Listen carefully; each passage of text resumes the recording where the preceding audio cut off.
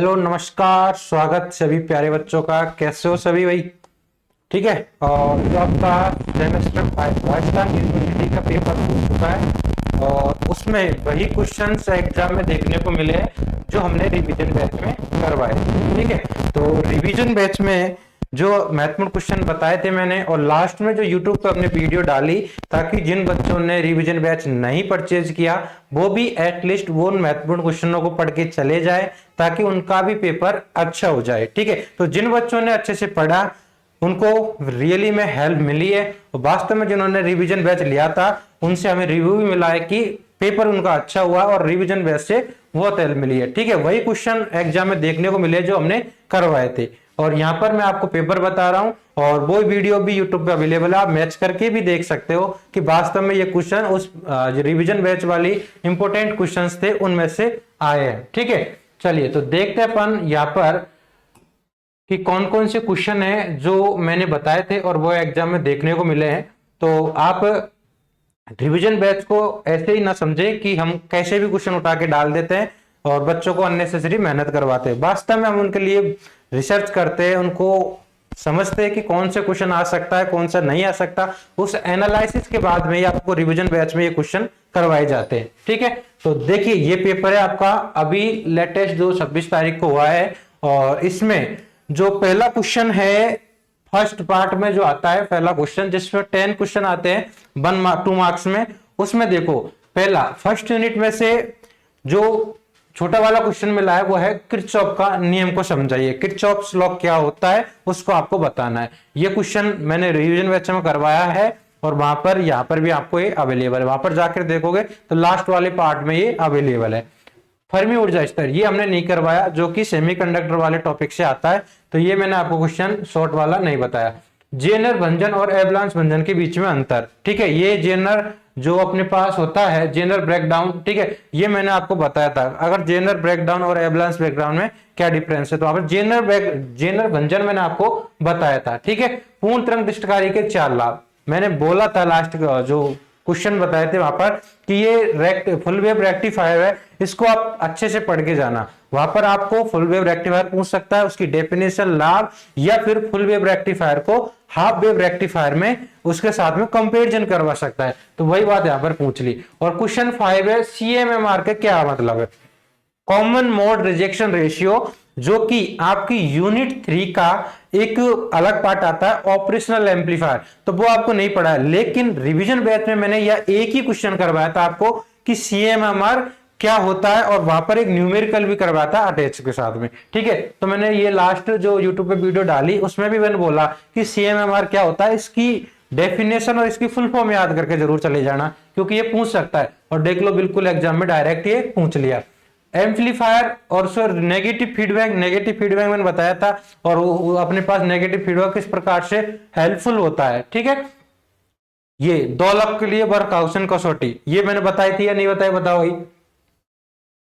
समझा ये बीजेटी और एफईटी में डिफरेंस, ये भी मैंने क्वेश्चन बिल्कुल कई बार बोल बोल के बताया कि इसको करके जाना। ये बर्कहाउसेन कसौटी भी मैंने बोला कई बार। और ये universal logic gates, universal logic gate की बोला था कि यूनिवर्सल लॉजिक गेट क्या होते हैं, कितने होते हैं, उन दोनों के एग्जाम्पल। तो यहाँ पर 2 एग्जाम्पल्स पूछे थे, क्लियर। डी मॉर्गन प्रमेय ये आपकी जो लास्ट यूनिट वाली है उसमें से आ गया। ठीक है, अब जो फर्स्ट यूनिट है उसमें देखो 4 पार्ट्स है, बड़े बड़े है काफी। इसमें सर्किट एनालिसिस हो गया, थ्योरम्स हो गई, 4 टर्मिनल नेटवर्क हो गया, सेमीकंडक्टर हो गया। ठीक है, इस प्रकार से। और ये जो 4 पार्ट्स है, तो चारों पार्ट में पूरे क्वेश्चन तो आ नहीं सकते, तो वहां पर थ्योरम्स है, वो वाले मैंने बताया था कि थ्योरम आएगी तो चारों में से आएगी, लेकिन उन्होंने एक भी थ्योरम नहीं दी। ठीक है, फिर भी आपके पास आधा पार्ट ऐसा है जिसको आप अच्छे से अटेम्प्ट कर सकते हो, क्योंकि मैंने थ्योरम के अलावा मैंने अगला जो नेक्स्ट पार्ट बताया था वो बोला था कि 4 टर्मिनल नेटवर्क को अच्छे से करके जाना, और वही क्वेश्चन यहाँ देखने को मिला है। 4 टर्मिनल नेटवर्क जेड पैरामीटर को परिभाषित और इनपुट और आउटपुट इंपीडेंस के लिए अपने पास यहाँ पर समीकरण प्राप्त करना है, उनकी वैल्यू निकालनी है, क्लियर। अध्यारोपण प्रमेय का कथन और सिद्ध कीजिए, ये लो प्रमेय भी आ गई है। ठीक है, यहाँ पर थ्योरम है वो आ गई सुपरपोजिशन थ्योरम।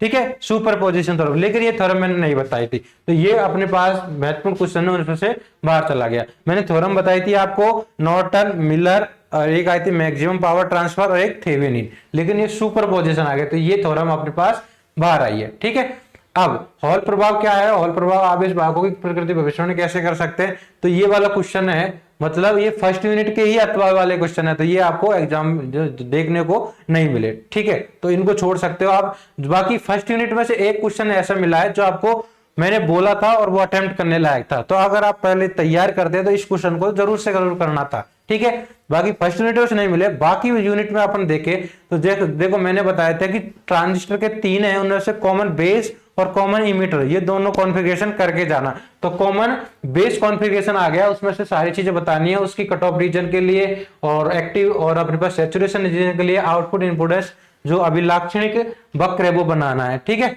और यहाँ पर ये न्यूमेरिकल आ गया, तो ये न्यूमेरिकल मैंने नहीं करवाया था। ठीक है, यहाँ पर FET क्षेत्र प्रभाव ट्रांजिस्टर क्या होता है, इसके अभिलाक्षणिक वक्र और संचालन के लिए विभिन्न क्षेत्रों पर चर्चा कीजिए। ठीक है, और इसके लाभ भी पूछा है। FET संचालन में परिवर्तन वोल्टेज रजिस्टर के रूप में, वोल्टेज रेगुलेटर के रूप में कार्य करता है। ठीक है, ट्रांजिस्टर, इसको यहाँ पर आपको समझाना है। ये क्वेश्चन आ गया, ये कॉमन इमीटर भी आ गया, दोनों आ गए। मैंने कॉमन बेस कॉमन इमीटर का बोला था, तो दोनों क्वेश्चन यहाँ पर आपको देखने को मिल गए हैं। क्लियर, अथवा के साथ में। तो सिद्ध कीजिए कि पुनर्प्रवर्धक में ऋणात्मक पुनर्निवेश उसकी बैंड चौड़ाई और बढ़ती है और उसकी नॉइज है वो कम होती है। तो ये क्वेश्चन मैंने रिवीजन बैच में करवाया था कि उसकी बैंड चौड़ाई और रब है वो अपने पास घटती है। ठीक है, RC ऑसिलेटर के साथ में जो प्रवर्धक है वहां पर नेगेटिव फीडबैक अपन देते हैं। ये आ गया एक ऑपरेशनल एम्पलीफायर है, ये जो आपको नहीं पढ़ाया जाता क्योंकि यहाँ पर ये भी काफी लेंदी अपने पास पार्ट होता है।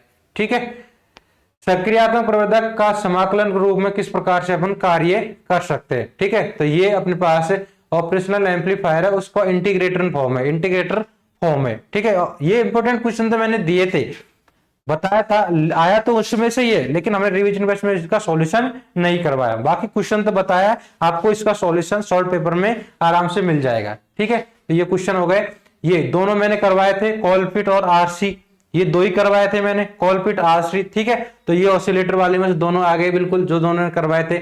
और ये अपने पास में साथ में इसके अथवा में ये आगे नॉर और नैंड गेट के लिए परिभाषित कीजिए, उनके जो अपने पास सत्यता सारणी वगैरह है वो सारी चीजें आपको लिखनी है। और ये नैंड द्वारा परिपथ को उपयोग करके तार की संक्रिया की जा सकती है। ठीक है, तो ये दोनों, ये देखो 5वां क्वेश्चन तो चारों पार्ट से यहाँ पर मिल गए। क्लियर, और ये वाला जो 4 क्वेश्चन है इसमें से ये वाला दोनों मिल गए ऊपर के। ठीक है, इसका क्वेश्चन तो ये भी मिले, लेकिन ये इनका सॉल्यूशन नहीं करवाया। और यहाँ पर भी ये अपने पास ये मिल गया। क्लियर, तो ऐसे इतने सारे क्वेश्चन है, अगर जो आपने रिवीजन बैच नॉर्मली पढ़ा था, एक बार जो मैंने लास्ट में बताया उनको भी कर लिया तो आपका पेपर एकदम अच्छा हो जाता है। ठीक है, और हुआ भी है जिन्होंने ये सारी चीजें पढ़ी है। क्लियर, तो उम्मीद है आपको ये बात समझ में आ गई होगी और वास्तव में जो रिवीजन बैच है उसका कितना अपने पास यूज है। क्लियर, चलिए तो आज के लिए इतना ही। बाकी जिनका पेपर अच्छा हुआ, जैसा भी हुआ, एक बार कमेंट करके जरूर रिव्यू दे कि हमें कितनी हेल्प मिली, कितनी हेल्प नहीं मिली। जो सारी चीजें है, जो भी आपका रिव्यू बनता है वो एक बार यहाँ पर जरूर दे। ठीक है, चलिए भाई, ओके, तो मिलते हैं अगली क्लास में, तब तक के लिए सभी को राधे राधे।